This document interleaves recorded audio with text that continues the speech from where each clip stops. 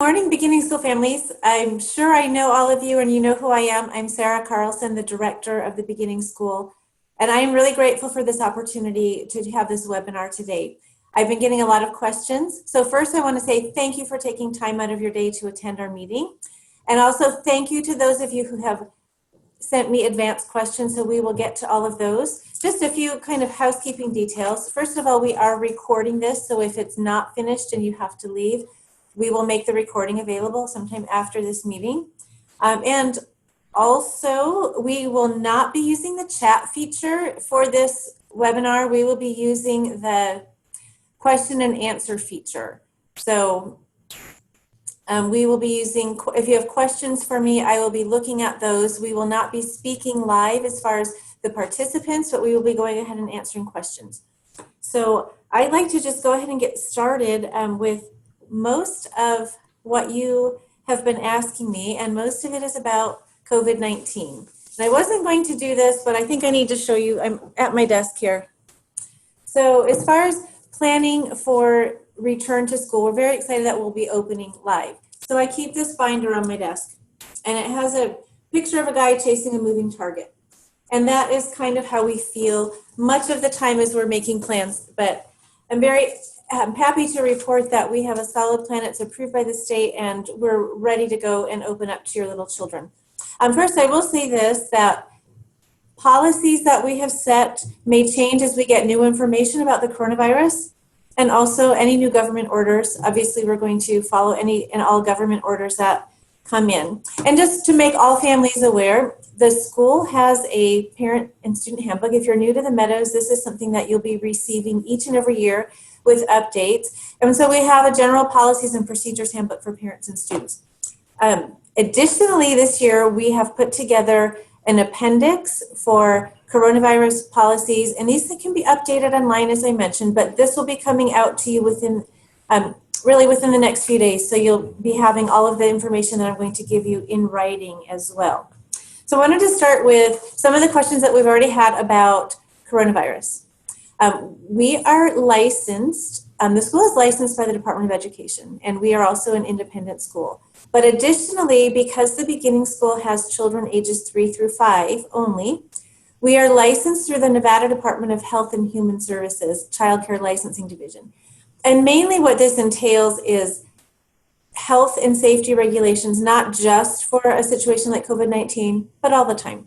So we follow closely the Southern Nevada Health District guidelines for child care facilities. So that would be much the same as if you decided to open a child care facility in your home, or if it's a daycare that's not a preschool. So what that means for all of us is if the governor has an order where schools are closed, that does not apply to beginning school unless the governor's order also applies to child care facilities. So during the quarantine that we had starting in March, we technically could have remained open. The reason being that we're licensed as a child care facility. And I will just tell you statistically, at one point, 68% of the child care facilities in Southern Nevada closed, and most of them have reopened. And we've been open successfully for summer camp since the beginning of June. So biggest question that I'm getting is about masks, and I'll just go ahead and start. So I am in my office with 2 doors closed and locked, so no one disturbs me here. All faculty and staff will be wearing masks. So we have a lot of fun ones. We even have these cute ones that have a little mouth opening, so if we have to teach phonics, we can switch out our mask safely to do that. But staff will be masked, nose and mouth, and not just the face shield. If anyone's wearing a face shield, it does have to have a mask on underneath, because the face shield lets material come out underneath. So faculty and staff will be masked at all times unless they are obviously in an office alone, or and not around children, or if they're eating or drinking, which is generally not around children anyway. So that's the first one about masks. And then the next one about masks is children. Okay, so we have no government order saying that preschool children need to wear masks. So what we are asking you to do in the beginning school, we are strongly recommending masks for all students. That said, we know some of your little people cannot do it. So what I'm asking for beginning school is if your child is in the caterpillars or the honeybees, we're not recommending that you have to try to force the issue if your child can't do it, but I'm recommending that you try. but we're not requiring a mask, especially for those two youngest classes. Those would be our 3-year-olds. For the other classes, if your child is in the ladybugs or the fireflies or the butterflies or the dragonflies, we're asking that you try a mask, send a mask. And what my policy really says right now, again, unless the government tells me I need to change this, is we'll try. And if they can't do it, we have the ability to make exceptions to that and work with your family and work with your child. But we'd like them to try. Our kindergarten through 12th graders will be wearing a mask. There will not be masks required for nap time. That's something that is not safe to do, and not when your child is eating, and not when your child is outdoors and can play at a safe distance. So that's our policy on masks. And again, you'll get all of these things in writing for you. And generally for the school, we want a face covering our mask at all times. We want hand washing. We want everyone to stay home when they're sick. And we want to keep kids apart. So let me tell you how that works with little ones. I like to say during the course of a day when they're playing with each other, they are crawling around like puppies all over each other. This is just what they do as children. So how we're combating that is we have the ability to seat them at a distance apart. We actually, if we need to, we can seat them at a distance of 6 feet apart. That's certainly not required. And in fact, the guideline even for elementary age is to have 3 feet distance apart.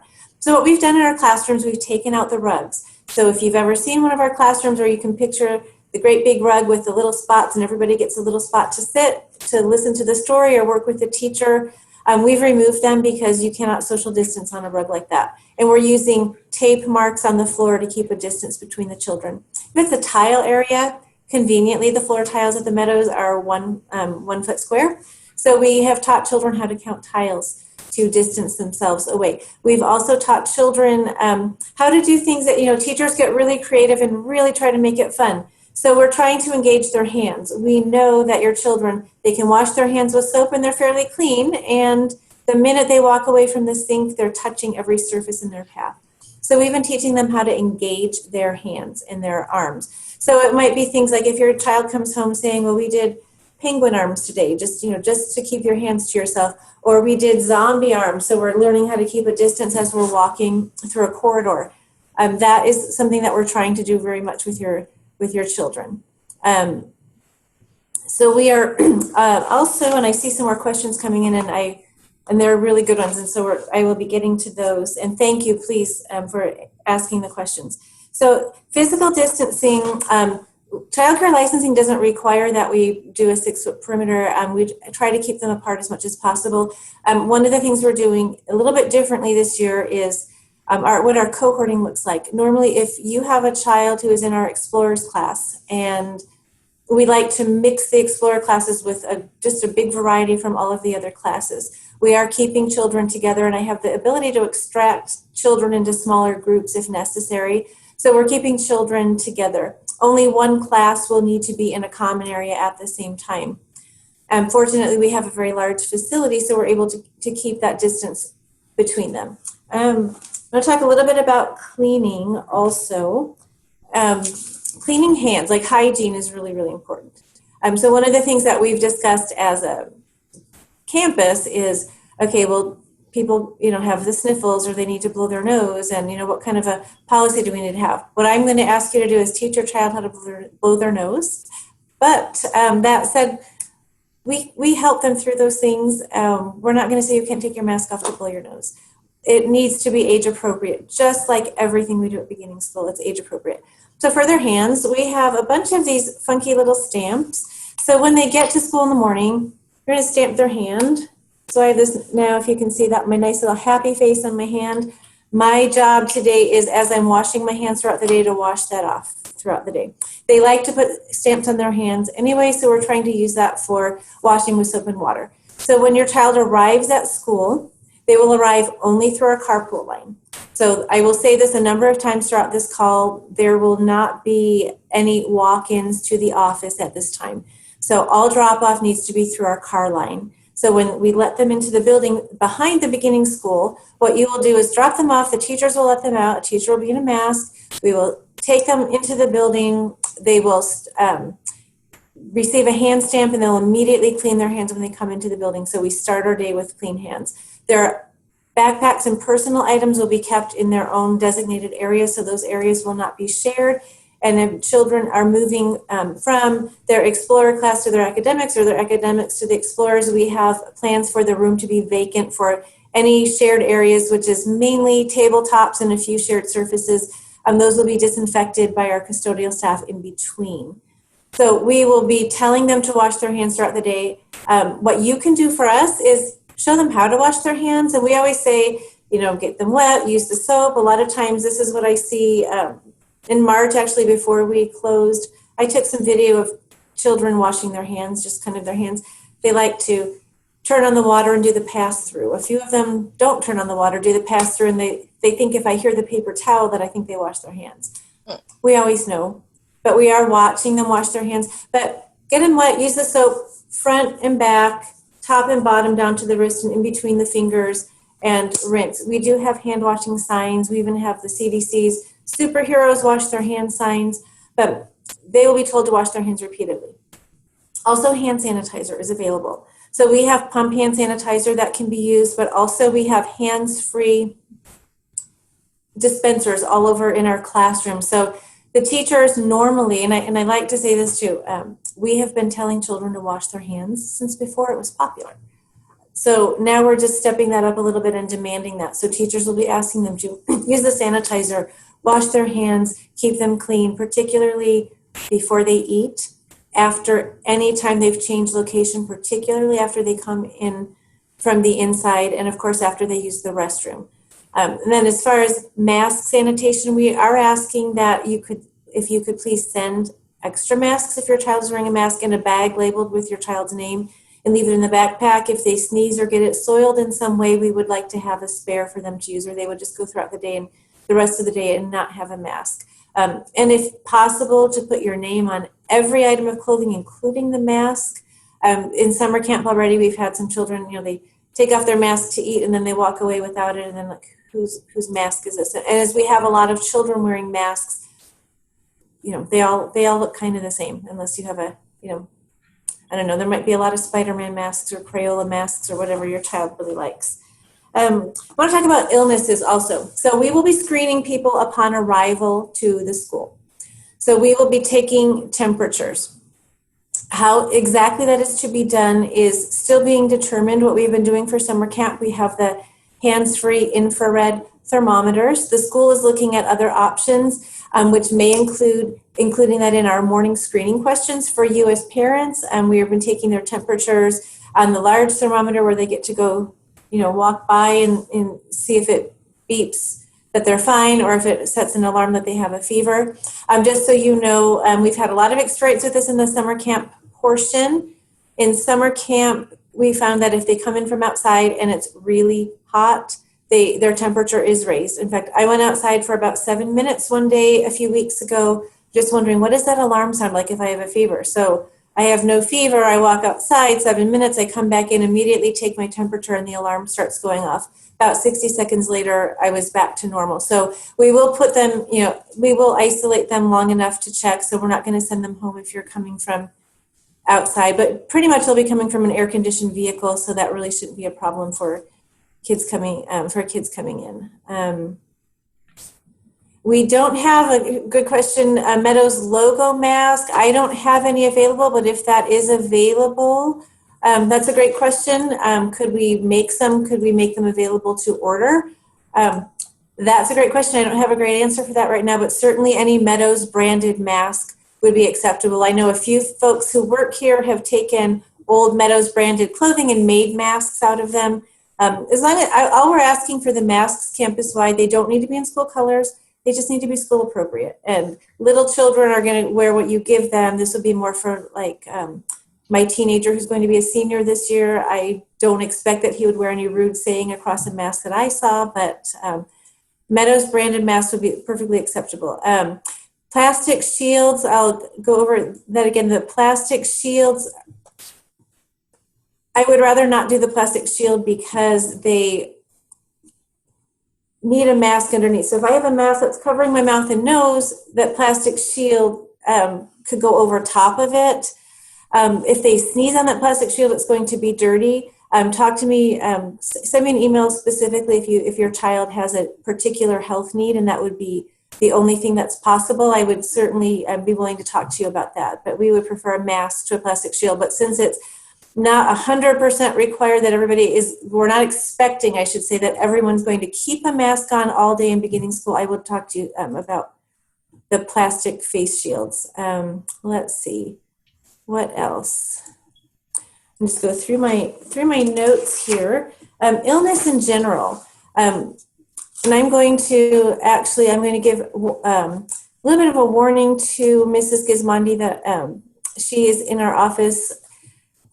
She was expecting me to put her on in a few minutes, but she is here. I'll have her talk about general illness, and then we'll relate it to COVID-19. So I'm going to ask Mrs. Gismondi to start her video. So I'll introduce her really quick. This is Shana Gismondi, or some of you may know her as S. Gismondi at themeadowschool.org. She's one of our panelists today. She's going to tell you what our policies are in general about illness. In general, we have several children that have allergies. We are aware everything that you can possibly be allergic to is on our campus. A lot of parents don't realize their children even have allergies until they start school. We have been dealing with this long enough to know the difference between allergies and an illness. Sometimes it's hard to tell at first, but if it's prolonged and allergy medication or homeopathic medication is not working, we are going to ask you to address it.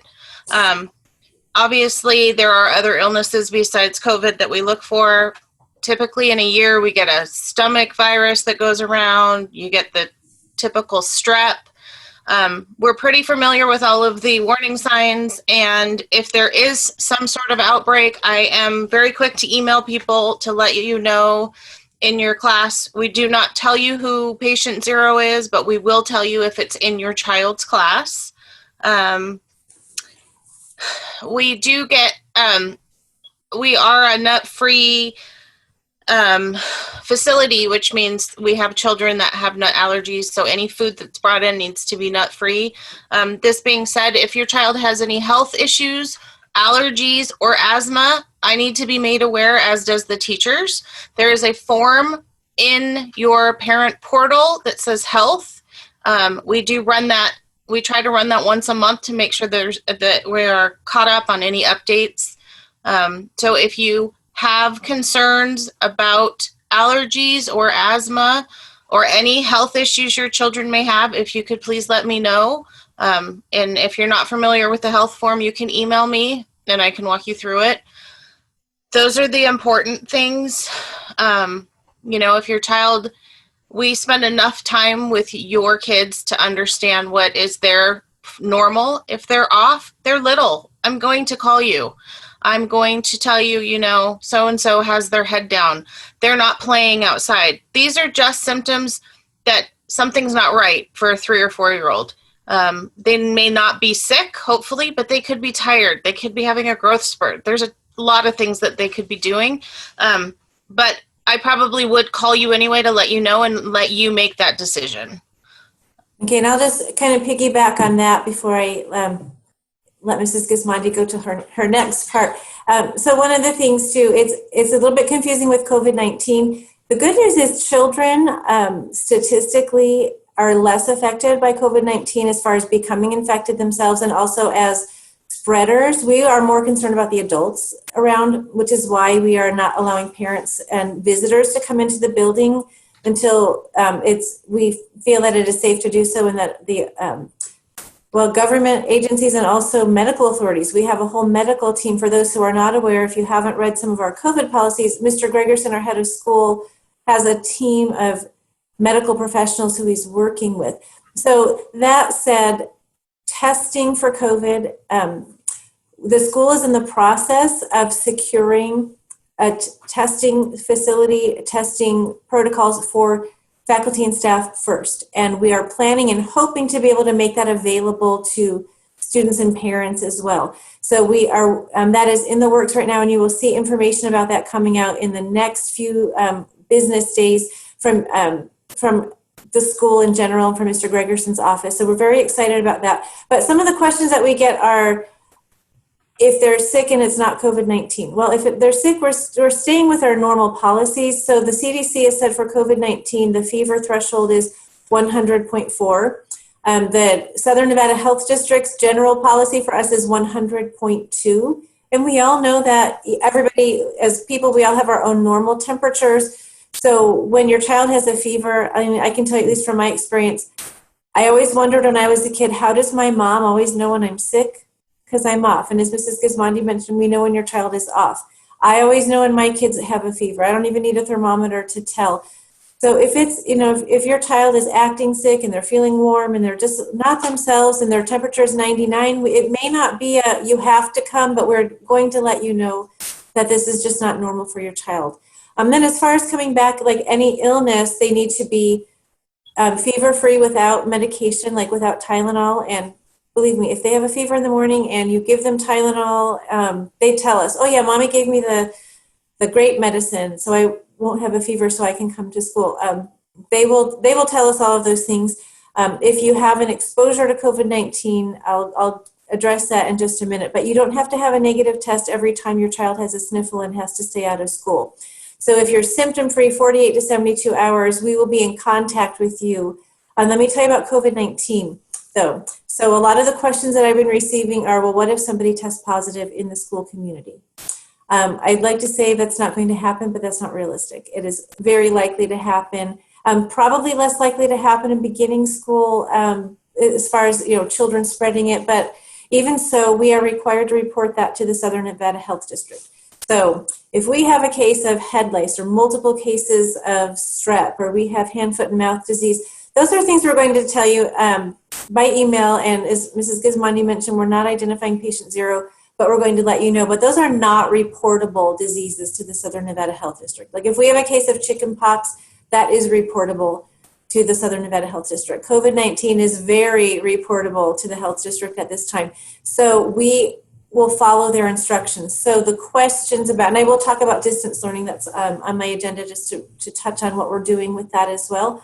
If an adult in your child's class tests positive, meaning one of the teachers that your child is exposed to, we report that immediately, and the health district tells us what to do with the contact tracing. So obviously we know who has been exposed. We're not going to we're not going to tell you the name of the person who's exposed, whether that's an adult or whether that's a child, but we're going to say someone, you have exposure, and the Southern Nevada Health District is asking you to quarantine and not be in school for 10 days, for 14 days, or symptom-free for a certain number of days. We don't know what that is going to look like until we call, but I can give you an example. So not at the Meadows, but at another summer camp that I'm aware of, this year, a teacher tested positive for COVID-19. They had a little camp cohort, and so all those kids in camp, the teacher and the teacher's assistant were told to stay home for 2 weeks, and by that time the camp was over anyway, and the children in that class were asked to stay home. So what I asked was, well, did they tell you all the siblings of those children at camp had to stay home? And they said, nope, the Southern Nevada Health District said they could return the next day. So it really just depends on what the situation is. They will have a list of questions for us. We will answer those questions and we will send that on to you. But we're certainly obligated, and not just legally, but morally obligated to tell you if there is an exposure to COVID-19. I wish I could be very specific and say, okay, if this is the situation, this is exactly what is going to happen. That's not something that we can determine, but we're following all best health practices. So let's see, moving on from there, Mrs. Gismondi, I'll just ask you, do you want to keep your camera on, or would you like to come Up back? to you. Whatever you want. Okay, feel free to jump in. I'll leave Mrs. Gismondi on, and we'll have her jump in because she will tell me all the things that I'm forgetting. And we do ask, please leave your child home if they're sick. And we say that anyway, if you're a returning family, as you know, Mrs. Gismondi will send several reminders. Hey, we're having a lot of sickness coming in. So one of the questions we've had was about numbers of children in classes. So in our academics classes, we have 18 children and 2 teachers. And the beauty of that is, if I need to make my group smaller, I can extract children and put them in other locations with 1 teacher. Our Explorers classes have about, what Mrs. Gismondi, about 20. I can legally take up to like 22 in those classes with 2 teachers, and we have classroom aides to help us. So no more than 18 or 18 to 20 kids in a class at any given time. I want to make sure I'm getting to all of these questions because they're really really good ones. I want to talk about food and drink. That's another thing on my list. So the food and drink changing a little bit. Water fountains are no longer allowed to be used during COVID-19, so children will not have access to water fountains. That said, children must have access to water, so we are asking all families to send a water bottle with your child. Please do not send like the giant, gallon-sized water bottle or the giant quart-sized water bottle. Or I think they're done pretty much in ounces or whatever it is. Please send a smaller one. We think a 12 ounce is certainly big enough. That's what a lot of the kids have. That's like those little thermos sizes. Certainly, like I have these all over the place. Something like this is fine. If it's too large, it's just more to spill when they spill it. And I'd recommend you not fill it all the way to the top. And please, please, I implore you, put your child's name on the water bottle. Everything that belongs to your child should have your child's name, but please put the name on the water bottle. We're not going to know who it belongs to. And make sure it's something that your child can open and drink from independently, that they won't need a lot of help. Like some of them can, unscrew something and put it back on. Some cannot. If you forget a water bottle or the water bottle, is cracks or leaks something, we do have extra plastic water bottles that we can give your child in a pinch. And also, teachers will be doing the refilling. We're not letting children use cross campus. High schoolers, they can use the filling stations. We're not doing that. We're using teachers to do that. And we also have the small paper disposable cups. So if we need to give somebody a drink out of the water fountain really quickly, a teacher will manage that, particularly if they're outdoors and their water bottle isn't quick at hand. We do have to have water available everywhere. So please send your child's water bottle on something that is, reasonably, they're able to use it on their own. Food. Nothing that is served family style is allowed, and that is including snacks. So for those who are new, snacks are included every day. So we serve snacks here at the school. It needs to be something that can be stored and delivered. Our building and beginning school, we can't do food prep in our building, but snacks are things that we serve. If you have a child here in the morning, they get a snack in the morning. If they're here also in the afternoon, they get a snack in the afternoon. We used to be able to do shared things where the teacher could put a glove on and maybe split that big bag of popcorn because no kid is going to be able to eat that. We're no longer sharing, so it has to be something that is individually wrapped. So that might be like an individual bag of goldfish crackers. It might be like an individual bag of anything that's nut free. On some days we will give them fruit snacks. Those tend to be a treat because they have more sugar.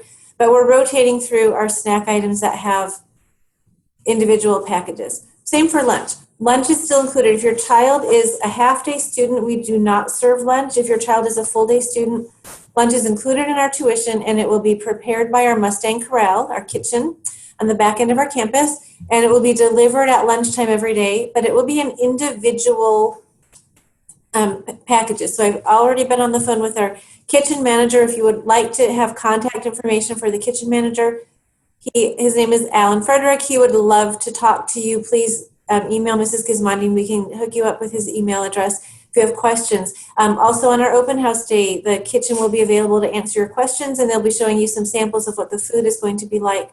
But it's going to be individually packaged. So instead of a large pizza that we're serving with gloves, serving slices of pizza, it's largely going to be things like the French bread pizza. And normally they're really great about when we serve pasta. Some children like just the noodles. Some children don't like sauce. Some children like sauce. Some children like the meatballs. Some don't. We're able to customize that. Well, a little bit harder to do when we really can't touch anybody's food even with gloves on. So what he's planning to do, if it's pasta, he'll have the sauce in a little cup so they can put the sauce on or not put the sauce on. So we're still going to make it as kid-friendly as possible. Like the fruit and vegetables will be, in individual cups. And it will be pretty kid-friendly to open. Teachers are allowed to help your child with lunch. Certainly that's what they're there for. With fresh food handler gloves and of course a mask at any time. But it's a good time to practice having your child learn how to do food. There is a lunch menu that will be distributed soon. I just received the first month's lunch menu. It's a fixed menu. It's not individual day-to-day changes or for individual children. So if you know that your child is, your child will cry if it's Yankee pot roast with mashed potatoes. That's one of the dishes. Don't worry, we don't call it Yankee pot roast. I don't know what that means. We call it, here's the meat, here's the potatoes. Do you want just the meat, just the potatoes, or both? But if you know your child is going to cry, or for some, they have a dietary restriction, or your family doesn't eat meat, you are allowed to send something with your child in a lunchbox on any of those days. We do implore you, once again, please do not send a bag full of sugar. Your child will not be given all of the sugar, because it's really, really difficult if all they're having are treats, especially if their classmates are having healthy food for lunch. In fact, the lunches, for those who are new, the lunches do not include desserts every day. Once a week, it's, I guess, a special thing, like we might have a cookie in there, and that's usually a once a week kind of a thing. So we can hook you up with contact for the kitchen, and Sage Dining provides our food from our kitchen. So when you get the menu, when that's published online, you'll be able to click on the menu and see what the ingredients are, and it can answer a lot of questions for you. Shana, am I forgetting anything on food? No, just please make sure to label lunch boxes and water bottles and thermoses and every single thing that your child brings. Backpacks, just please make sure their name is somewhere that we can see it, not that we have to open and look in, because sometimes they don't remember what their stuff looks like either, so it's very helpful if their name's on the outside of it. No, thank you. It will say that. That's one of the broken record things you'll hear us say a lot of times. And again, the lunch menu will be online, your parent portal, and also on the website, and you'll be able to click on that under Sage Dining. And when that is uploaded, we will send that out to you by email. In fact, this meeting again is being recorded, so if you wanted to go back and listen again, or we will be sending out to all families the basics in writing, so things that you need to know to get you started, especially if you are a new family. Let me see what are some of my other questions and some of our COVID-19 policies. I want to talk about online learning, distance learning. So we learned a lot. So for returning families who participated in our NACE survey about distance learning, thank you. And truly thank you. And I participated as a Meadows parent myself, and I read the 25 pages of single-spaced comments that you had.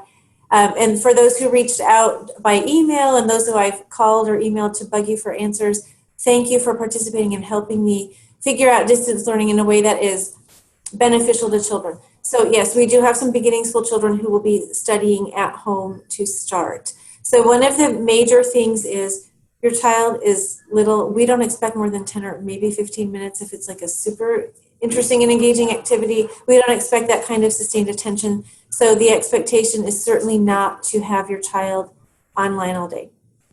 That is not, research will tell you that that's not a good idea, and somebody has to be monitoring your child, which is why we, as a staff at Beginning School, are even more grateful to you as parents. We are extremely grateful because we know it's a heavy lift when your child is at home.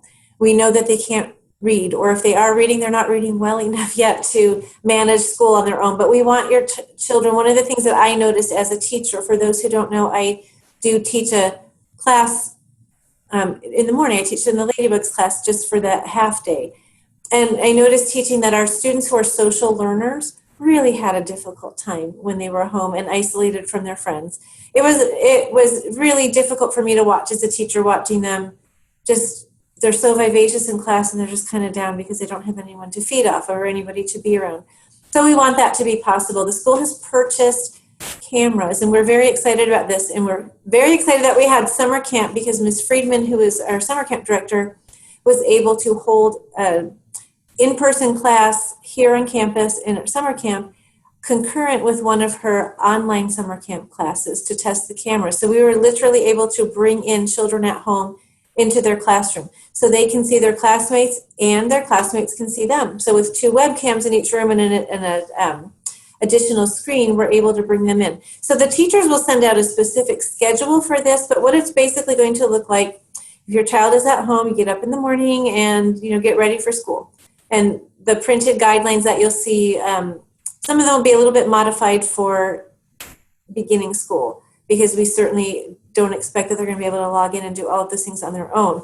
But we ask that they not be in pajamas or costumes unless it's pajama day or costume day, because we do have those fun things going on too. We ask that it be in a quiet place with fewer distractions. I mean, we don't want your your cat jumping on your head or your dog. Or what they love to do is they love to run and get toys and come back and show you. Trust me, we will have days, our show and tell days, whether that's in person or whether that's online. It's going to be a combination of both. There will be lots of opportunities, but they need to know that they're in school when they're online.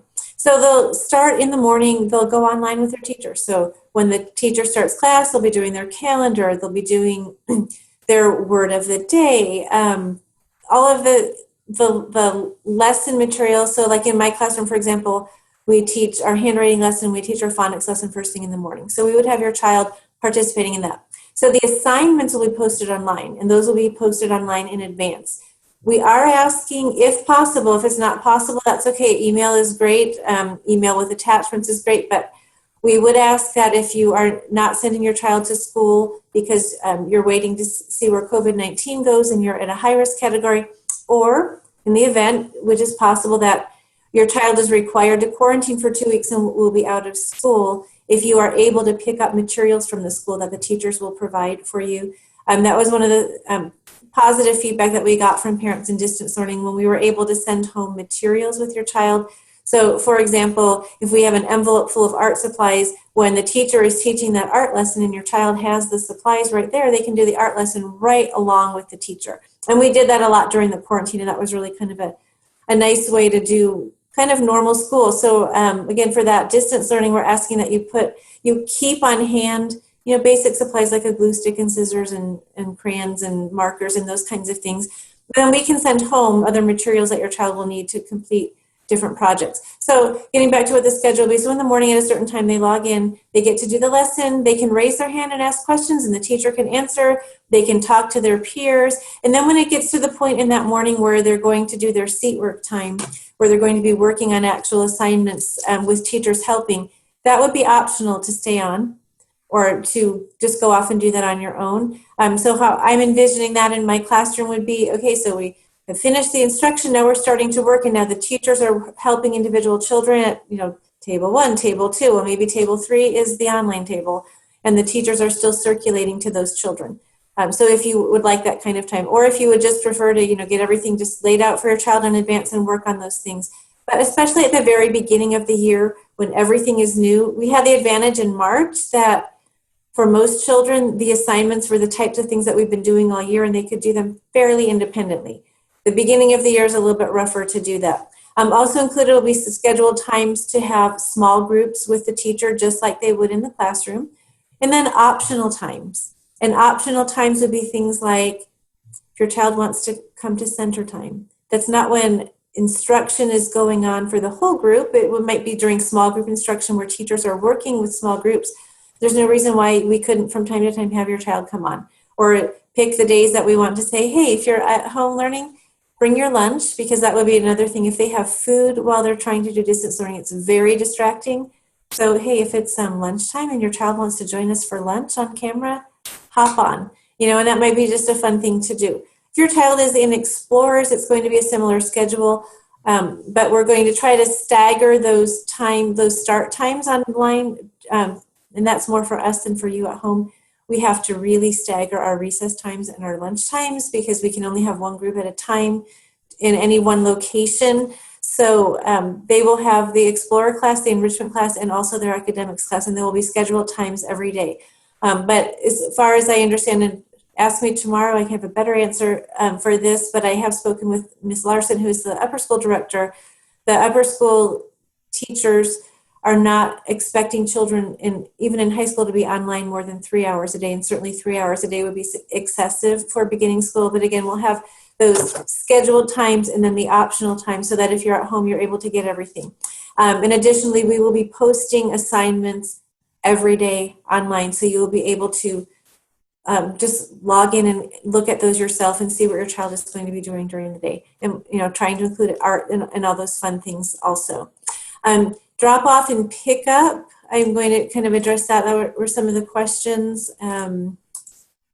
So if they are here, obviously parents can't walk in, and we'll get to what the first day is going to look like. So one of the questions was if you have older children at the school, the child's older siblings are not going to be able to come into beginning school to pick up children. So the car line is going to be We will be using an online pickup system, actually. It's called Curb Smart, and we'll be sending very specific information about that. But basically, when you drive onto campus, we will get an electronic alert to have your children ready for you to pick up. So whereas in the past, if you had an elementary school student or a middle school student, they would come down and sit here and then get picked up all together. You'll need to drive through the line, and we'll send you what those times are. So my best recommendation for that, in fact, not just during COVID, but really all the time, don't be the first one in line to pick up at lower school if you have a beginning schooler. Maybe come toward the middle or the end of that line so then you can drive right around and pick up your beginning schooler. So they will be dismissed directly from their buildings for middle school, lower school, and beginning school. Also to go along with that, until further notice, we are not having early drop-off or late pickups. So the MAPS program is temporarily suspended. And that was really a very, very difficult decision. And we would just ask if you have a particular need. And I see some of my attendees are staff members at the Meadows. You'll be getting a separate communication from me regarding that. But if you have a particular need with regard to that drop off and pickup, please let us know. We will accommodate the best that we can, but everyone will need to be picked up right after school. Our office closes at 4 and we don't have anywhere to put children. We don't have supervision for them. I can't take them to another building, whereas in a normal year, we'd be able to take them to our aftercare program. It's just not going to be available right now because we can't mix all of the children specifically from the different buildings. So you will have to get your pick up your children separately. So the Explorers classes had a question about what the Explorers. So basically, how beginning school works. So if you think back to your high school days, you had class, you had hour one, you had English, then you had math, and then you had a break, and then you had science. So you're all going to different places. So this is like a small microcosm of that. So if you are a full day student, everyone's enrolled in an academics class. So that would be the caterpillars, the honeybees, the ladybugs, the butterflies and the dragonflies and the fireflies. All of the bugs are our academics classes, taught by 2 teachers, working on the reading, the math, all the academic skills, but it's not sitting with your hands folded all day. That's not age appropriate. But that is our academics portion. So students who are half day are enrolled in that program. So we have traditionally, when we opened beginning school, it was only a half-day program, and it was an academics program, and it is an accelerated academics program. So a number of years ago, we opened a full-day program, and we decided at that time, we're not having 7 hours of academics for preschoolers. That's just not age appropriate. It's not fun, but also it's still school, so it's still structured and organized. They have 2 teachers, and we can allow a few more students into those classes as space permits, although we still have a wait list for the full day at this point. And if you're on that wait list, we are looking at it, trust me, 2-3 times a day, trying to accommodate as many people as we can. So they change classrooms and they go with 2 different teachers. And we also have classroom aides for those a classroom aide assigned to help with the Explorers. So they do it by theme. So rather than having new math and reading and writing every day, they're using the skills that the children have learned in class, but they get to do the good parts version of the fun. So they'll spend like a week on Under the Sea. They'll spend like 2 weeks on the solar system. The teachers are extremely creative with the projects that they choose and the themes that they choose. So it's instruction throughout the day, but it's the enrichment time. It's the time, like I like to say as an academics teacher, oh man, if I had a whole day, I would love to put all these great things into the day. And the Explorers teachers get to do that. So that is a second part of the day. So if your child is, let's say your child's in the honeybees and they're a full day student, they go to the honeybees in the morning, then after they eat lunch, then they either take a nap or they have rest time, and then they get to go to their Explorers class. So cleaning protocols, we will definitely be cleaning in between. We will have dedicated custodial staff, increased custodial staff presence. So basically what happens is anytime a group of children is changing locations, any surfaces that are touched need to be cleaned and disinfected. Toys that are like little things, like we use a lot of math manipulatives or like little Lego blocks. They have their own supply of those. They're not sharing those little things all day long. Same with school supplies. They have their own crayons, their own pencil, erasers, all of the supplies that they touch, labeled with their name, kept in one location, and only that child gets to use them. Anything that's used that we need somebody else gets to use it the next day, we put it out in a designated area, and our night crew comes in and cleans and disinfects those. I can give you information. I won't give you details on that here, but I can give you contact information for Brett Peterson, our director of facilities. But basically, we are using only cleaning supplies that are known to kill viruses, including COVID-19, ones that are safe to be used around children, and anything that children cannot be present for that cleaning is done when children are not there. So, for example, when they go out to the playground, staff rushes in and starts to clean. Teachers in the classroom will be cleaning high-touch surfaces. We'll be keeping open as any door that's not a security door will be propped open as often as possible, so we don't have to touch doors. Teachers will be spraying the cleaner, and Virex is one of the cleaners that we're using. So that cannot be sprayed with children present, although it is not not one of the toxic ones that are really like the dangerous chemicals. But again, we have to follow safety protocols for each individual item, so we can spray that on a rag. And I liken it to when you go to the market and they're cleaning the freezer door handles and you see somebody like practically following you around doing that. So we're pretty much following children around. And unfortunately that extends to the playground too. So if your child comes home and says, oh man, I didn't get a bike today, well, not everybody can like go on and off the bikes all the time. So if bikes are being used, for example, the handlebars and seats, those need to be sanitized in between users. So teachers will be telling children what their designated play areas are. We are also taking out cloth costumes. There's a whole list of items that cannot be, have to go in the washing machine before they could be reused. So we're taking those out, just like we're taking out our rugs. Let's see, what am I leaving out? You will be getting, incidentally, everything that I've mentioned here, you will be getting a copy of this in writing. It's really important. Birthday treats for those who are new or returning. We do allow birthday treats, and it's optional. You don't have to send a treat for a child's birthday. Some of the ones who have summer birthdays would like to send a half birthday treat. Those need to be individually wrapped, packaged from a store or a bakery. They can no longer be something that is, somebody has to reach in and, grab them in a shared item. But they can be individually wrapped, nut free, and you just need to tell the teacher.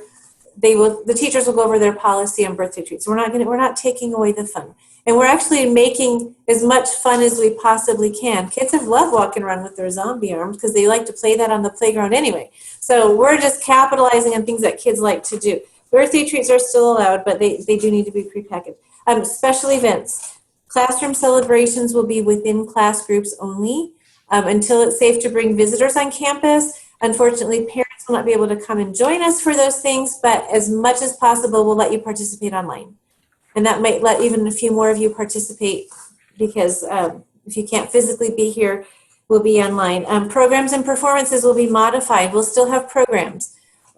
If we can't have an audience, I'm hoping we get to the point where we can have a very small audience. But right now, if we had a program tomorrow, it would have to be kind of an online thing. But we will tell you in advance the format of those events. So just like always, we will give you the information about those events. Right now, parents meeting with teachers or with me or with Mrs. Gismondi, that needs to be on the phone or online. We can send you a Zoom link and we'd love to see you face to face. But that needs to be, those cannot be done in person at this time. What else do we have? So drop off and pick up. We'll get into some of those things in just a few minutes because for the new families, we have some more information. Mrs. Gismondi has more information for you. For returning families, some of this is going to be the same. I just want to make sure I've kind of gone through my questions and what my notes were. I think I mentioned that we are really working hard to secure testing services, first and foremost for staff, but then also available to students and parents. Let's see. Oh, first day of school. This is really important. Okay, because there are no walk-ins. So you can't walk in and pick up your child and you can't walk in to drop off your child. If you are late for any reason or they forgot something, you need to drop it off, you'll need to call the office and Mrs. Gismondi will give you instructions where she will meet you. So we will come get your child. We will tell you which door. It will just depend on what time of day that is and what we have going on in the office. I'm the same for picking up at the end of the day that needs to be through carpool. Anything like if you have a dentist appointment and you're picking up, you'll need to call us rather than come in and we will take your child to you. Open house. You've received information already about open house. Typically, that would be the Friday before school starts. We've extended that to 2 days, and we're inviting families in by letter of the last name. But please, by all means, if you're assigned time, on a one-off basis, if you really want to come and you can't be here at your assigned time, please let us know. We are just counting numbers of people. So at that event, we will ask everyone to be wearing a mask, and we will be limiting numbers in a classroom at one given time, and you'll get to meet the teacher face to face, see where your child is going to be sitting, see all the wonderful things about the school, and get to meet the teacher face to face with the parents. After that, unfortunately, my heart goes out to all of you as parents, and I will just say, as the parent of my youngest is going to be a senior in high school. Like last year, I tried to get a picture on the first day of school, and he's like, "You better hurry because I'm going." But for your little ones, we know it is heart-wrenching and heartbreaking for you to say, "I can't walk my kid in for the first day of preschool," and you give the hug and take the picture. That said, we will be making it as wonderful as possible for your children. Mrs. Gismondi is well known in the past for, on a normal year, when you call and like, "Oh my gosh, is my child okay?" She'll go check. She'll say, "Hey, I've talked to your child. I saw her laughing in the classroom." We are known to send photographs. We are planning, just outright planning off the top right now, to send you emails with photos and video immediately on that first day of school and for those first few days, sending those out to all parents just so you know that your children are fine. So you will need to have prep your child for the long goodbye cannot be in the classroom, which, by the way, on a normal year, we don't want the long goodbye at the classroom either, because that makes it very difficult for your child to come in, and that separation. It's really just changing where that separation is going to be. But if you can come to the open house, that's really helpful, because then you'll say, "Hey, when you get out of the car, you're going to walk here and you're going to walk to your classroom and you're going to be just fine. And mommy and daddy are going to be so proud of you." The positives that you can have. So the first day is going to be just like a typical first day. We will have children happy. We will have children crying. We'll have everything in between. And I like to say, when usually partway into that first day of school, always, "How's the first day going?" "Oh, we had a lot of criers." And those are more parents than children, to be honest. But we understand. And most of us are parents ourselves, and we have been through this, and we've been through this a lot of times. We know how difficult it is going to be for you.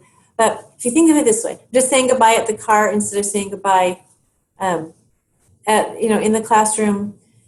Your children are little; they really don't know any differently. If possible, and I know like some of you have caregivers who will drop off, some of you have a parent dropping off. If possible, whichever parent has the least problem with the separation, that's the one who should drop off, because we don't want to have to extract them. Question about naps also, and then the doctor's office. Shana, do you want to talk about what's required as far as the medical form? I had a question about that on the question. There's a health form in the packet that was emailed. I will email it again just because I don't have all of them. I have several of them, so if you know that I already have it and I've already confirmed it, just disregard my email. The form has some specifics the pediatrician needs to sign off on. I cannot allow your child to start school without it. It is a state mandated form. If your pediatrician sends me a different form, I can take it, but at some point I will need you to fill out our form. Right, and that doctor's signature would be valid, though, regardless. Yeah, regardless. Yes. And the question about naps also. So naps are not required, but rest time is required. That is a state mandate as well.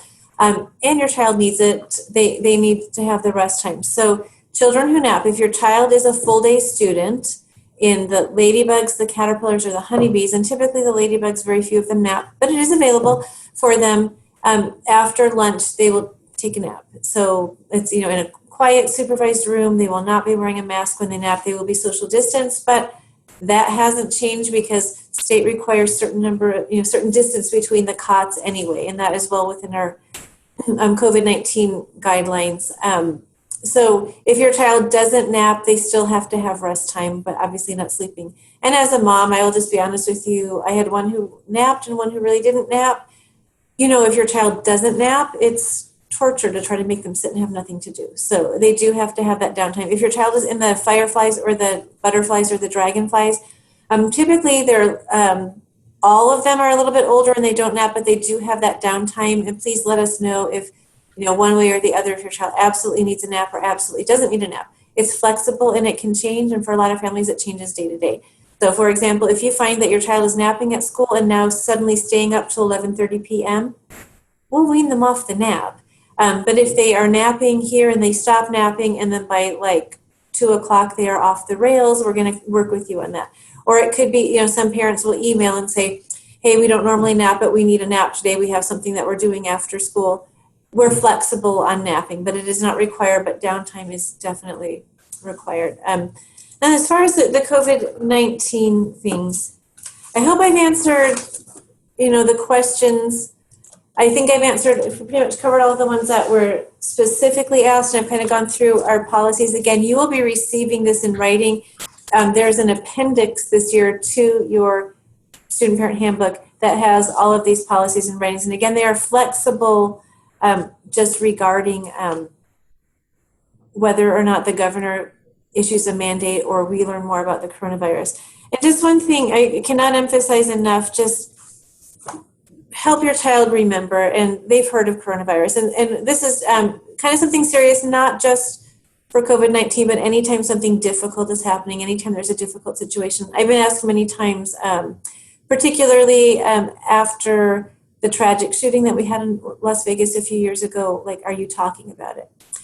No, we're not giving gory details of anything horrible that happened, but we also know that children know something is going on. So at that time, we acknowledged things that the children were saying. We reported to you anything that we thought you needed to have a conversation about your child, but we would say something like, yes, people got hurt. That was really sad. COVID-19, kids know it's really put a dent in their lifestyle, not just your lifestyle, but also your children's lifestyle. So we are not giving gory details about anything medical, but we're saying there is a medical issue going on. If you haven't talked to your child about it, you need to. Our Wellness and Counseling Department has posted a lot of resources on our website for how to talk to children. They're also available for appointments if you'd like to talk to them about how do I talk to my child about this. But when something happens in general, when the grown-ups are whispering, kids know there's something going on.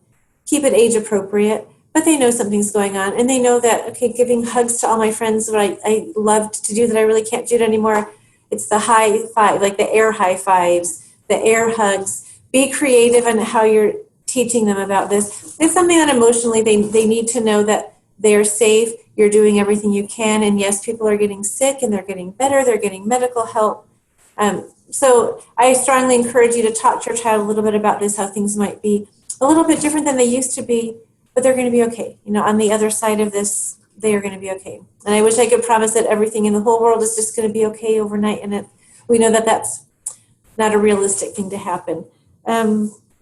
Okay, so I think I've kind of covered everything. Just please know that things will be coming to you in writing, and we are available for questions. So this was the point where I had sort of planned to say, if you are a returning parent, we're just going to go over like what, the uniforms, the carpool, the communication with the school, the general procedures. We'd love to have you stay on if you have time and would like to. We know this meeting I was trying to keep it to about an hour, but we do have some further information for new parents. So please feel free to stay or go. In fact, you can't really see each other, so I won't be offended if my numbers start to dwindle. And a great question about, can you take, is there any place to take a picture for the first day of school? And I just am jealous of anyone whose child is young enough that they want to do that on the first day of school. I would recommend a couple of things. If you can come to open house, if you want your in-class shot, do it at open house. If you want your in front of the building at open house, do one at home on that first day. And then on Scholar Lane would be a great place. Unfortunately, our car line is not a really easy place to stop to take a picture on that first day. But really, I'd love to hear people's ideas, but I would recommend maybe just before you pull into the car line to do that on Scholar Lane, or, in front of the Meadows school sign. We have signage on campus, and this is going to be the year of COVID-19, and they may not remember it, but you will remember, and then that picture can say, here's why I didn't get a picture of you with your teacher on the first day of school in the classroom, and that can just be a great story that you that you have. In fact, I might have to make my kid get a picture for his last first day of school. Okay, so I'm going to kind of turn, Shana, I'm just going to tell you that I am going to be going off of our new parent guide. So Mrs. Gismondi knows where I'm going. So I'm going to actually, sorry, I just dropped my notes. It would be really bad. I would really be flustered without those. But I'm going to talk first about how to communicate with us if you are a new family. So what I am sharing on the screen, this is something, again, you will get by email. So don't write these down. Don't worry about memorizing it or even going back and rewinding the video. But just for those who are not aware, the beginning school, we have our own direct phone number, this 254-5220. It only rings at the beginning school. And then we have a fax number. You're welcome to use it. We do check, but very few people use fax anymore. Scan and send is a really great way to go. But so if you call this 254-5220, it comes straight to the beginning school only. But you can also call the main line for the Meadows School. We are on the same phone system. They can transfer a call to us at any time. Again, as I introduced Mrs. Gismondi as, please meet S. Gismondi at the meadowschool.org, because that's how you're going to know her. If it comes from her, you probably want to open it because it's going to be relevant information for your family and for your child. If it comes from me, it's going to be something that I just want to make sure that you all know that it did come from me, but most of what I'm sending out is going to come through Mrs. Gismondi. And please answer when we call. We're not going to just call you to shoot the breeze. You don't have time for that, and neither do we. However, this phone number here, 797-5880, is how it comes across on your phone. And that could be from any campus telephone. Now, I beg and implore my staff to say, if you are the one calling the parent and nobody answers, if possible, leave a message. And it's typically going to be, hi, Mrs. So-and-so, this is Mrs. Carlson from the Meadows. Everything is fine. Here's why I'm calling. Because we know that you get in a panic when you see a call from the school and you miss the call and you're wondering, is everything not okay? If you have children in other buildings and other divisions, or maybe you're working on something with the parent association, you're not going to know who called unless they leave a message and tell you who called. Because sometimes you'll call us back and, oh, you called. And if we don't leave a message, Mrs. Gismondi might be like, oh, that wasn't me. It was somebody else on campus. So we ask our staff to please leave that message. But we need a number to reach you. And that's really very important. We need to be able to find you during the day. Again, we're not going to bug you. And it's not always an emergency. But if it is an emergency, we do need to have a number where we can reach you during the day. Even if that's a work number, I know just as a person, I have worked the whole time that I was raising children, and you always tell people, okay, you tell your staff, I'm going to be gone, but if so-and-so calls, come get me. Please work with us on that. And then My Meadows parent portal, we call it My Meadows. When you see a reference to My Meadows, that just means your login when you go online to get information. So when you did your registration online, that information is current from what you did on registration. That's in My Meadows. That's where we go to find how to contact you. So we ask if you change an email address, especially if you change an email address, update that in our system because your email will not get to you, and a lot of our information is electronic. We can check to see, and we do. Mrs. Gismondi checks periodically to look for bounced emails so we can call you and say, hey, have you been getting our emails? It looks like you haven't been, and then we can check on that. So each parent has access to an individual parent portal. We also can check to see, who's logging in. And, I get it. Some families, one parent looks at the parent portal, one parent doesn't. That's up to you as a family, but we just want you to know that each parent has access. Unfortunately, we don't create separate portals for like a nanny or a caregiver. This is, private information about your child. How you share that information with anyone who might need to have that within your family is up to you, but we maintain that information. And also, if you want to contact another family, I can't give you somebody else's contact information. I really can't publicly say who goes to the Meadows School. So my line always as a parent was, oh, I heard so-and-so goes to the Meadows. And my line was always, well, Thane and Lars Carlson go to the Meadows. Those are my own children. I can tell you about them whatever I want, but we do maintain that privacy for you. So there is a parent directory. You can go into My Meadows, into your parent section, and make it public. And by public, we mean it's published to the directory of parents who only people who have a Meadows login. Or you can make that private. If you really needed to talk to another family, we can't do that. We can facilitate communication. I could mention to you, hey, so-and-so's mom was, interested in setting up a play date. Would you mind contacting this person? But we're not going to give that information. So again, this will come to you in writing, but I just want to let you know we do have our own line, and you can contact us through the main the main line. Let's dive in. Shana, let's dive into carpool. I'll let you start, and I'll get my little map going, and I'll let you talk about car line while I get my screen share going here. So normally in a typical school year, carpool would start about 3 days into the school year. This year being a little different, it starts on the very first day. School starts Monday, August 17th, and carpool starts at 8 a.m. Now, we have a new online system. Everything is going to run a little slowly for the first couple of days. Everybody, please be patient. We will get your child in your car, but in order to do that safely and securely, we're going to have to take our time and make sure, we're learning the kids as they are learning us. So it's going to take a minute. But as you can see on the map, if you follow the signage, it's very well explained. You're going to go around the roundabout. You're going to be sort of parallel with the lower school. And then at one point, you're going to veer off towards the left, closest to the wall. The beginning school will veer off towards the right. And you're going to, it doesn't look like there is a carpool area behind our building, but there is. You are going to be given a number at open house. You are going to need to display this number very clearly for the teachers to see, just so that we know your child has a number. They don't know that, but we keep records so that we can know who's picking up and who goes in what car. And can I just interject really quick? I did share this map. Please don't memorize it. This is something that is available electronically for you. And rest assured, there are signs. If you've never driven this before, there are signs on campus and also security staff and school staff to show you where to go.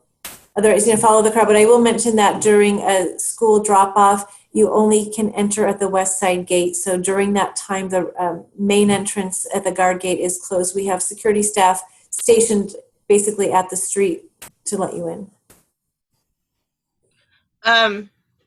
If you do not make it to open house, your carpool number will go home in your child's backpack on the first day of school. We do ask that you check their backpacks daily. I'm sure Mrs. Carlson will go over that when she does homework. But if you could check them at least on the very first day of school so you can get their carpool numbers, you are going to need that. We give you 2. If you need additional ones, you can email me. I can give you up to 4. After 4, it becomes kind of a security issue, and we would need to discuss it with you if you need more. And authorized pickups is another thing. Sheena, would you maybe go over? Yes. So in your parent portal, you are going to have to put who is approved to pick up. You and your spouse or nanny, sometimes a grandparent, sometimes a sibling. If they're not on that list, we will not release your child to them. If it's somebody who maybe just is helping, you're out of town, we need to know those things. You need to call me and let me know. You need to add it to your parent portal. If it's a person that's never picked up before, they're going to be required to show ID. And they're going to need a sticker to get on campus, and they're also going to need the carpool number. So it's not super easy, but we will accommodate the one-offs here and there, especially if you are going out of town and you have someone watching them. If you are leaving town, we do ask that you let us know. There needs to be a number, a person that we can get a hold of at any time. Yeah, otherwise, if we don't have specific instructions from you, it will be whoever's in your emergency contact and then whatever permissions you give them. But we will also, obviously, if there's an emergency and you're away, we'll still call you. We're going to let you know what's going on. All right, I'm going to unshare this because it's quite a bit to look at, but please be patient with us. We always say this every year, not just because we have COVID-19 and we're not having walk-ins, but carpool is slow the first week. It's just no getting around it. And plus, if you have been here before, middle school students will largely be picked up in the car line by their parents also, and that's going to bottleneck it a little bit more. So you may see some emails about times being adjusted. We just kind of have to see how it works. We may need to adjust the carpool times for a brief period of time. Let's see. health and immunization. So Shane's already talked about health. She knows more than I do about the immunizations. Do you want to just briefly touch on that, Mrs. Gismondi? The state requires up-to-date current immunization records in every child's file. So I will need, and it's included in the beginning school packet, we need an updated immunization record.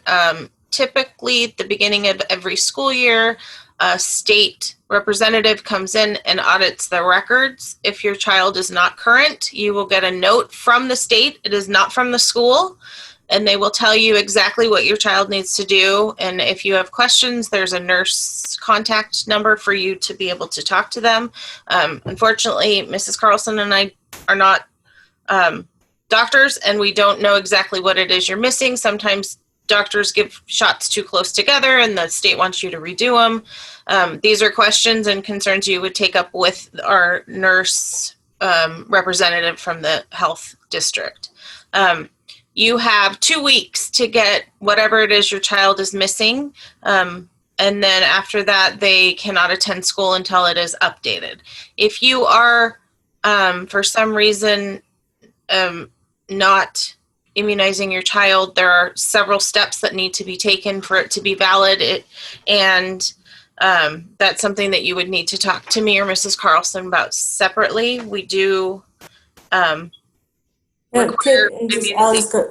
Typically, if it's a child with compromised immune system or a medical reason about immunizations, because we require immunization. I mean, it's just Nevada revised statute say we have to require immunization.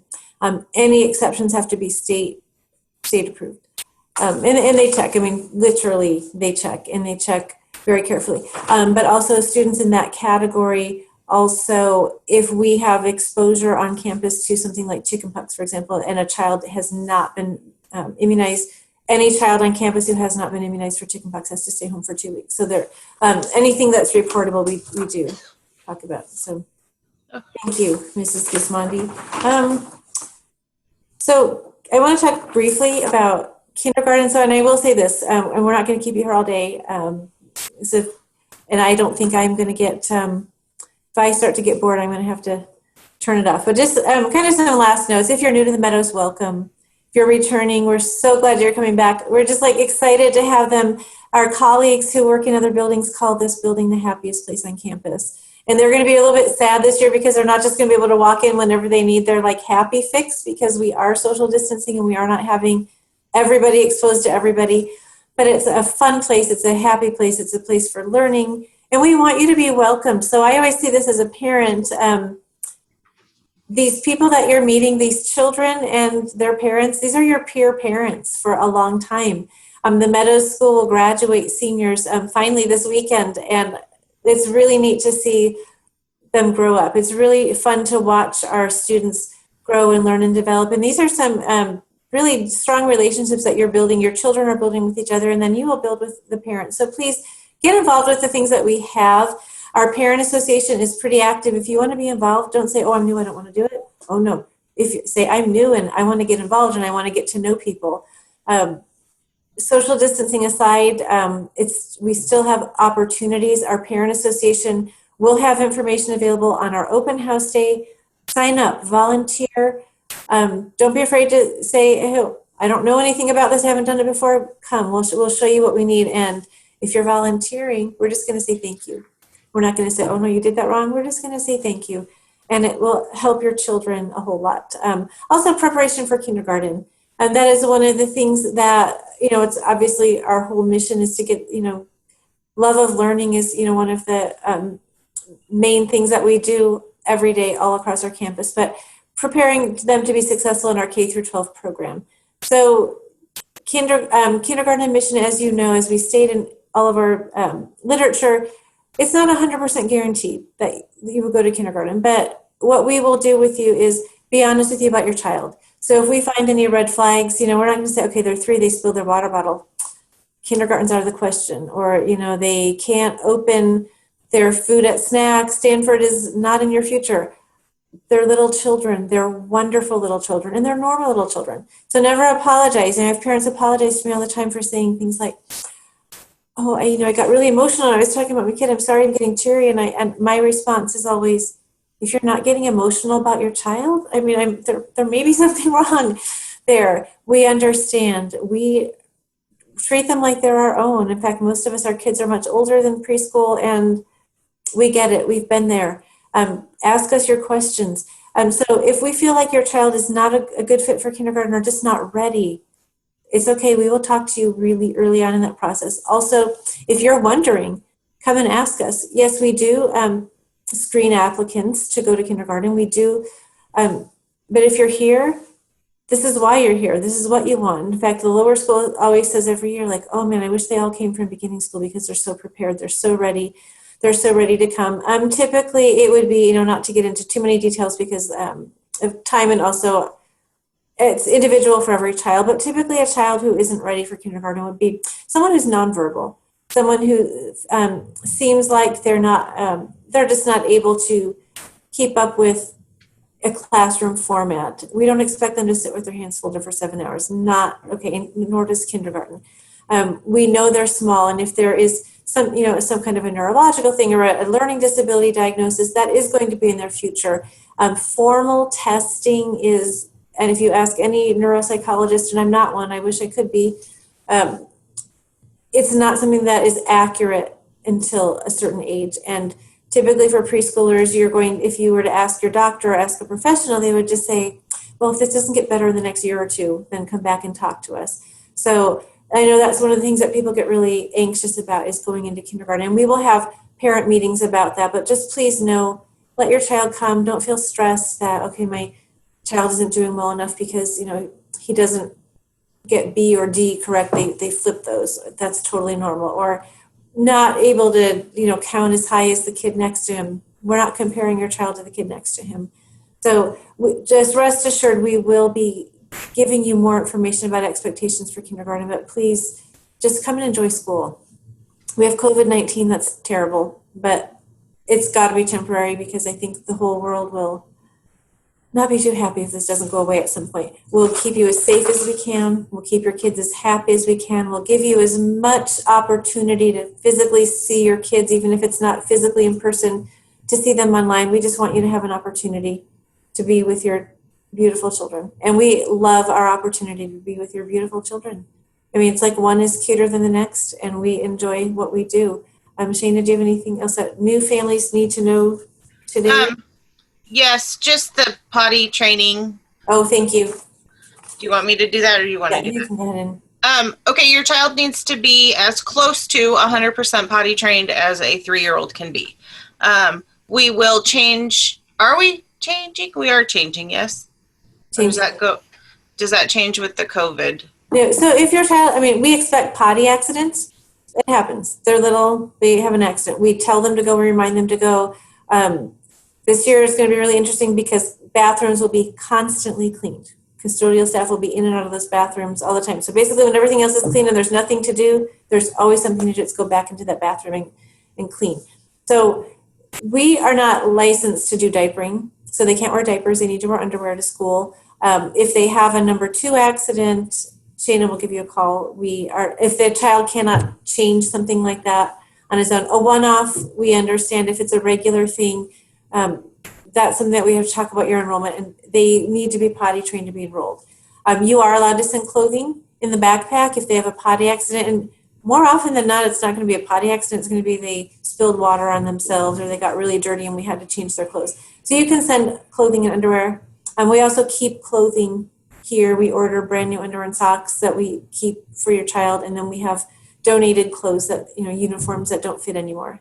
What am I forgetting there? Nothing. If we do send your child home in clothes that are not theirs, will you please wash them and return them? Because we go through them very quickly. Yeah, that and that happens. So we can help them change their clothes if they, obviously wearing gloves, and we always have a more than one staff member present, or we can send them into the bathroom to do that on their own. But they do need to be potty trained. That's just one of our overall policies. And again, all of our regular policies are in the handbook. The updated handbook will be, it's just like inches away from being published. And I know that because I get to proofread just about everything that goes out campus-wide and have a nice copy of that this morning, just a fresh one. So that is coming out. I'll have a lot of information. And then Mrs. Gizmondi and I in the next few days will be sending out the new parent orientation, which we've talked about all those things, but the relevant things for new families. So I don't want to bore you anymore. Please know that we're here. Next week, the teachers and staff have a lot of training. So if we cannot answer a call immediately, we will get back to you. Email is a great way to contact us. Just thank you for taking time. And again, I cannot say it enough. Thank you for sharing your beautiful children with us. It is so much fun to watch them go and grow. And it's really fun for me to watch them come back, or it might perhaps even be fun to watch some of your former students at the Meadows come back and bring their own children to the Meadows. And that is just like the most gratifying thing in the world to see. Thank you. Thank you for your time. Thank you for your attention. And I'm going to sign off. Thank you, Mrs. Gizmondi. And I'm going to end our webinar and we'll get the recording posted. Thanks. Have a great day.